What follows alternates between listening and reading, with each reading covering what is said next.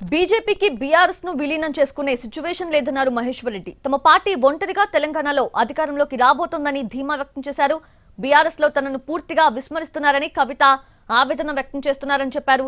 తన ఎజెండా ప్రకారమే ఆమె మాట్లాడుతున్నారని అంటున్న మహేశ్వర్ రెడ్డితో మా ప్రతినిధి మహేష్ ఫేస్ టు ఫేస్ ఇప్పుడు చూద్దాం.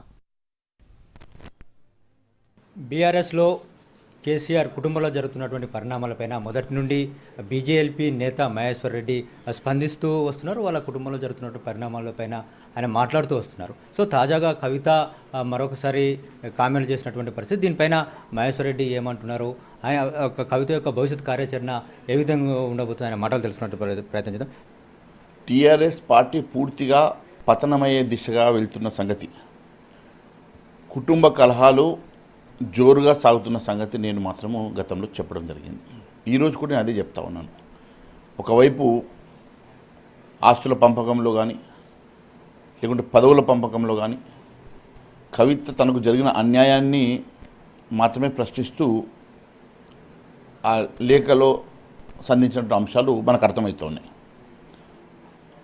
అయితే ముఖ్యంగా ఈరోజు బీఆర్ఎస్ పూర్తిగా పతనమయ్యే పరిస్థితుల్లో ఒకవైపు కుటుంబ కలహాలు, మరోవైపు పార్టీ అంతర్గతంగా క్షీణిస్తున్నటువంటి సమయంలో అంటే ఎంపీ ఎలక్షన్లో ఒక సీట్ కూడా గెలవలేని పరిస్థితిలో బీఆర్ఎస్ పార్టీ మరి ప్రభుత్వాన్ని కోల్పోయి పూర్తిగా ఒక్క సీటు కూడా గెలవలేని పార్లమెంట్ ఎన్నికల్లో డీలబడినటువంటి బీఆర్ఎస్ మీద ఈరోజు కవిత లేఖాస్త్రం కానివ్వండి, కవిత అసంతృప్తి కానివ్వండి, మరి ప్రజల్లో ఒక చర్చనీయాంశంగా మారింది.